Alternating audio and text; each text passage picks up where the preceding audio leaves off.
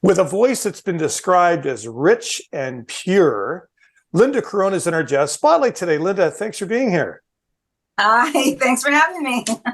Um, Vintage jazz singer, you refer to yourself as a vintage jazz singer as opposed to modern jazz?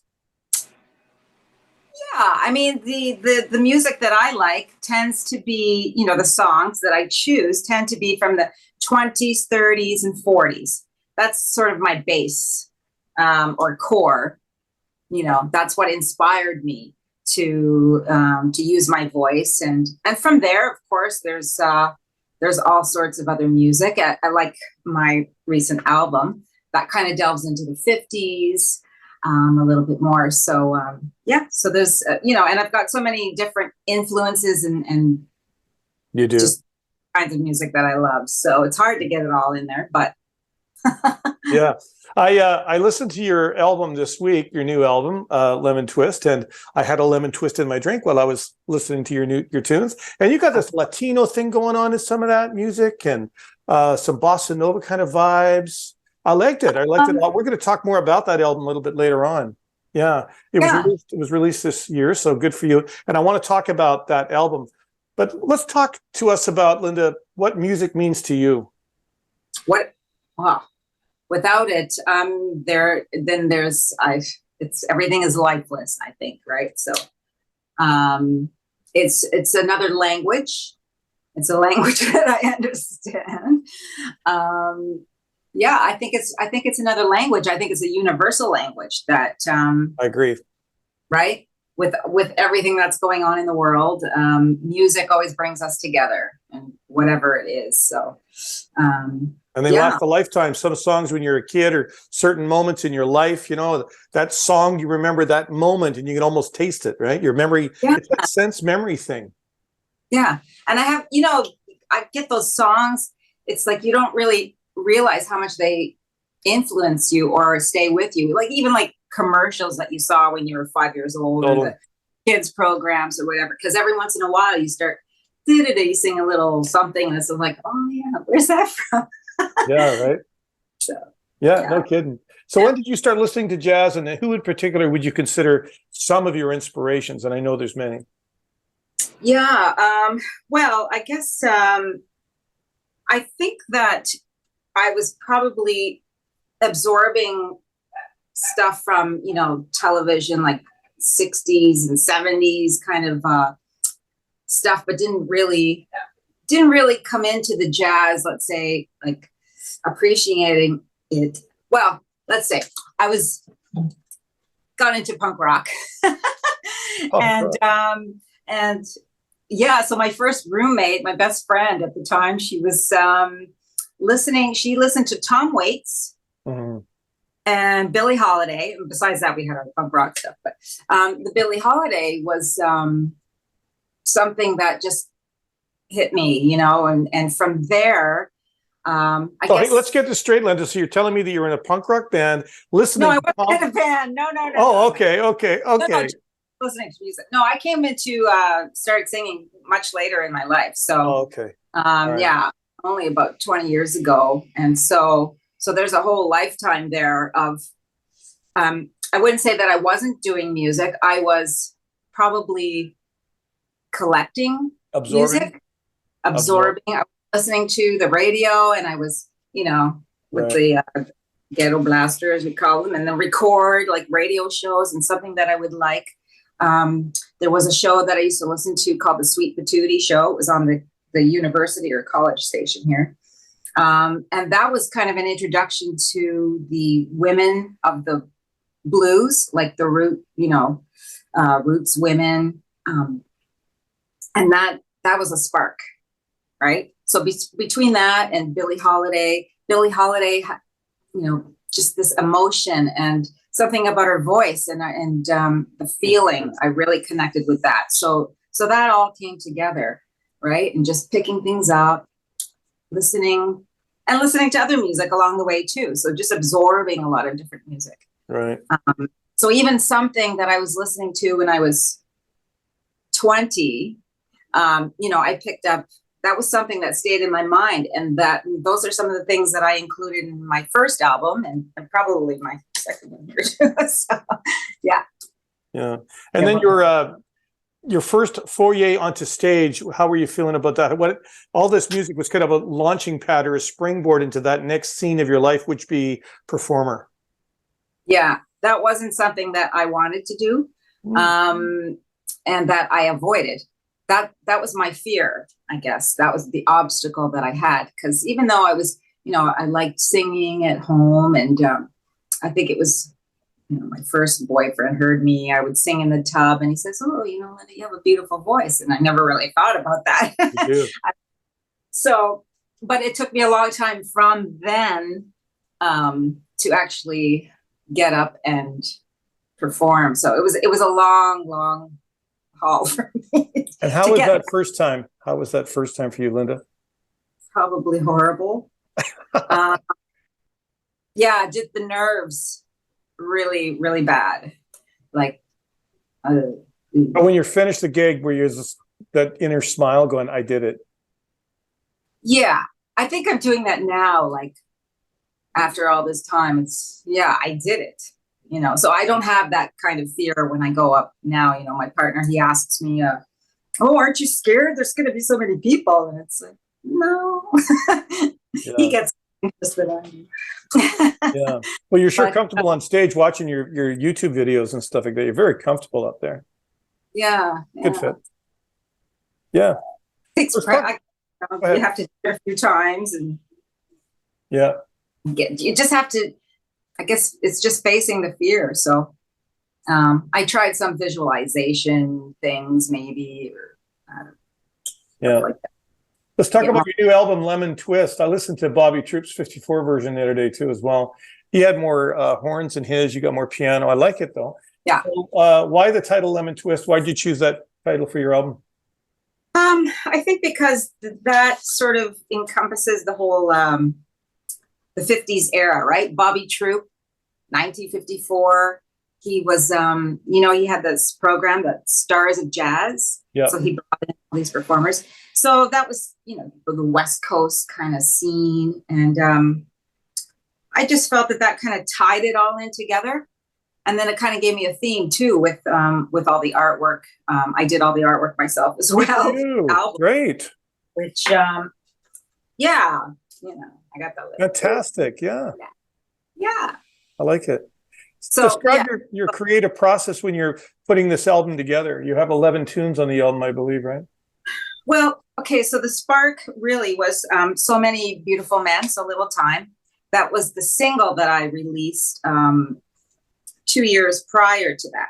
Yes. So that was my precursor.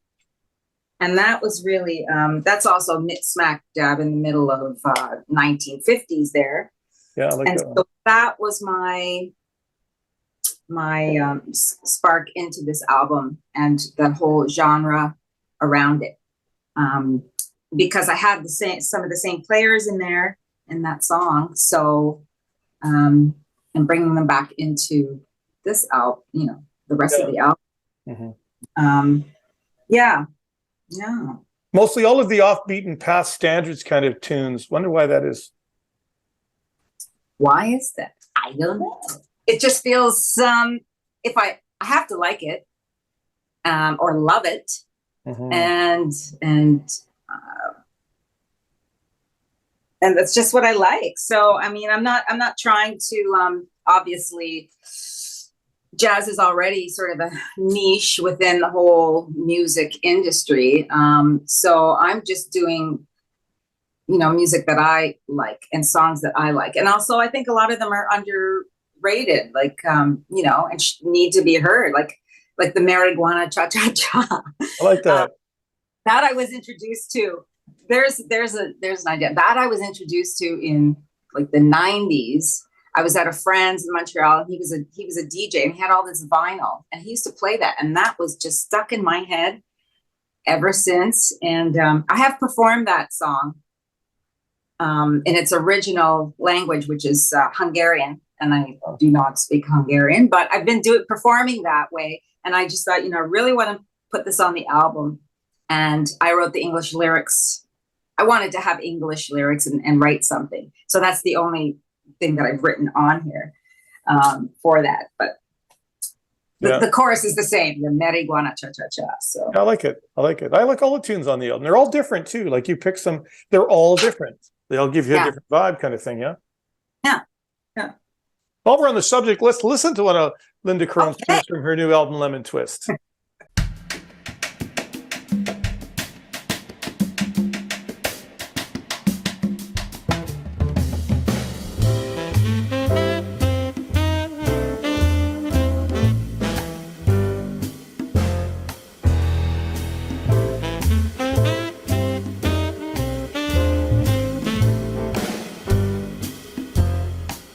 There's so many beautiful men, so little time. There's so many wonderful guys gonna be mine. I'll take the time to hug 'em, time to squeeze 'em, time to love 'em, and time to tease 'em. So many beautiful men, so little time. Out of all these men, there's none who stay on my mind. 'Cause for each one I see, the next one looks more divine. And if you wanna leave 'em, you gotta grieve 'em. If you keep 'em, you got to please them. So many beautiful men, so little time. And then one day, walking by my way, I met a cat with oodles of class. Hello, baby, another future just passed. And there's so many beautiful men, so little time. There's so many wonderful guys gonna be mine. I'll take the time to hug 'em, time to squeeze 'em, time to love 'em, and time to tease 'em. So many beautiful men, so little time.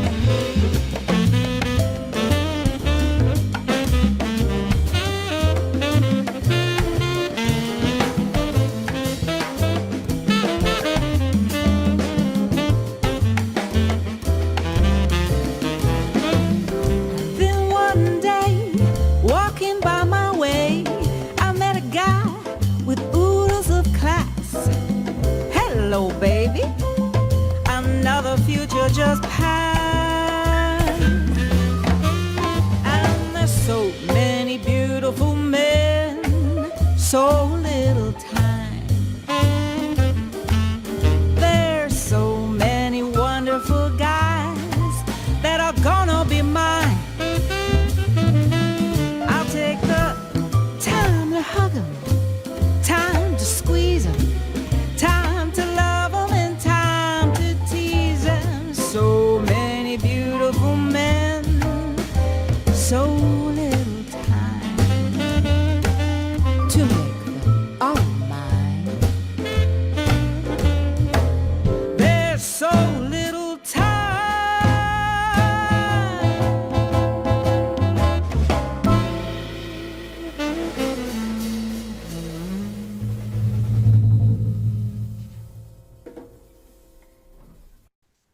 Linda Carone is in our Jazz Spotlight today. Linda, what is it about music and in particular jazz that makes you feel so passionate? Oh, that's a good question. Because I'm passionate about all sorts of music. I think it lends itself to a lot of improvisation. Yeah, jazz. Yeah.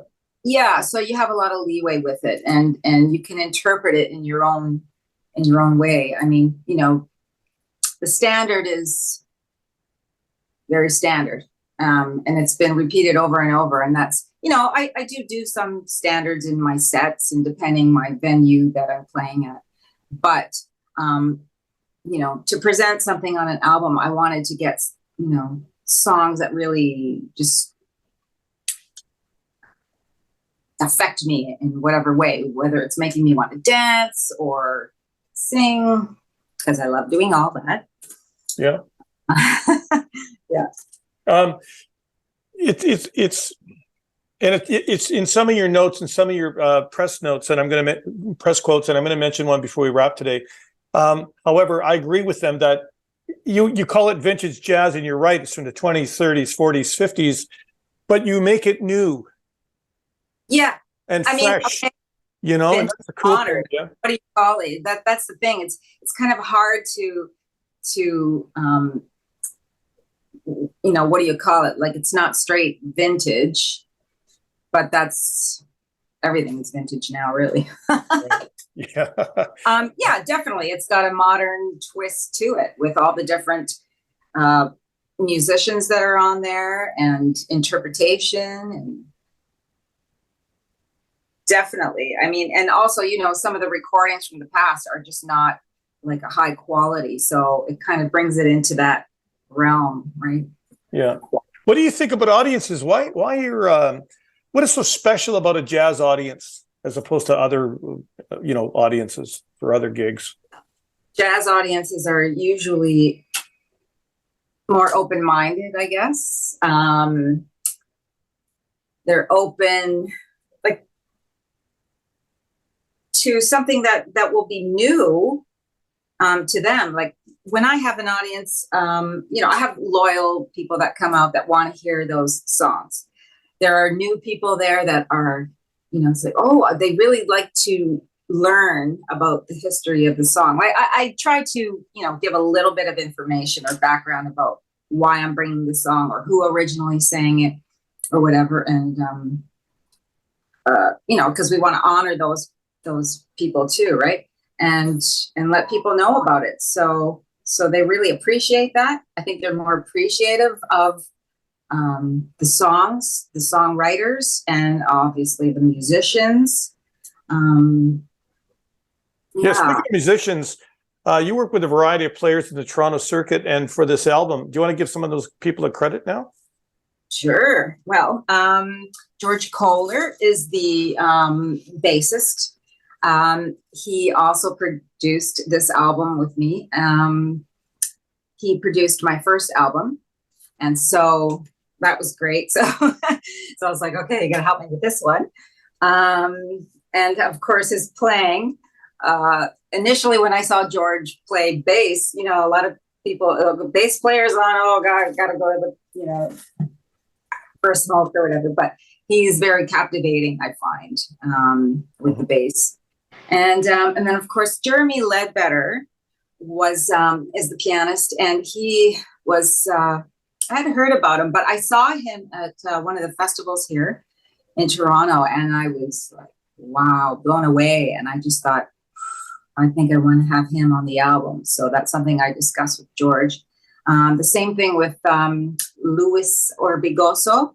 He did the percussions, and yeah, I definitely wanted to have him because that's what I wanted to have, that vibe. That was like, that would kind of just really pump up this CD, right, to where I wanted it to be. And then Ben Whitman on the drums. Right. The one song, "The So Many Beautiful Men," was Perry White did the saxophone on that initially. Mm-hmm. But then we brought Johnny Johnson on sax through the album. And then, of course, Alexander Brown on trumpet, who's also, yeah, that George had mentioned him. I hadn't known about him, and I looked into him, and it was just like, yeah, he's fantastic. So Yeah, they're your dream team, Linda. all stellar. Yeah, yeah, Good for you. it's cool. So the album came out this year in January, and you can Yep. find it on your socials, I'm sure, and your website, correct? Yeah, on my website, I sell the actual physical album from my website, and also on Bandcamp. And other than that, all the digital formats, you know, Spotify, wherever you can find. Of course, I don't like to promote Spotify too much because, you know, as artists, you know, we don't make money off that. But it has been a good way to get out to different audiences. And I found that with my debut CD, right? It was just like, oh, wow. And also on YouTube. Yeah. People find you that They will find you. I found you. Yeah, you know, Yeah. because you got to get out of your hometown, I guess. Yeah. So Linda, what would you want to be? What would you want to be if you weren't a jazz singer? What would I want to be? If you weren't a jazz singer, what else would you want to be, or would you want to be anything else? Just an interesting question. Well, I don't know. I mean, I am other things. I mean, I'm a graphic designer. Designed my CD, and I've also been working on actually doing the videos. I've had to do some self-learning of how to create my own videos just simply because of the budget or the lack of budget. Yeah, I see. Yeah, I really enjoy. I see you doing the dancing. Yeah. Well, I always love dancing. Yeah, I've done that too. Past a little bit of you know, in the clubs with the go-go dancing. I had a troupe of girls and guys, and we used to go to different clubs and dance and stuff. So I've done a little bit of everything, a little bit of costume design, fashion design, this and that. So yeah, a little bit of, but the music, now that I've been doing that, it's kind of like, okay, now I've kind of felt, well, I've done this. I don't really have to do it. I really did it for myself. It's like, because it was so hard for me to get to the point of doing the performance and all that. But I really do love the songs, and it's a different language or way for me to express myself. I don't find myself very good at speaking, like interviews. Great. So I just stick to the visuals or the singing kind of stuff. Yeah, good for you. Well, I wish you well with Lemon Twist. It's a great album. As I said, I listened to it this week more than once, and I really wish you well. What is next for Linda Carone? Summer concerts? Are you doing some summer gigs? Summer show? I do have a few coming up, which I will post on my website. I'm just working through that right now. We've got our Yorkville spot. We've got the Distillery District. So so I've been I'm starting to work on that now because I've been doing my own publicity, and that's been very time consuming and stuff. So there's something else you do, you see? There's so many things to do. Yeah, the big gig. Hey, fresh press quote from you, or for you, Linda. Linda Carone's taste in music is born of great jazz vocalists, and her voice is refreshingly grown up and womanly. It's the voice of a singer who has stories to tell, great diction, affection for the melody, and the lovely inflections that one might expect from a 78 RPM. How cool is that? But recorded here in a modern, crisp recording of some delicious yet overlooked songs in jazz history. Linda, thanks for being in our Jazz Spotlight today. Thank you so much. Appreciate it.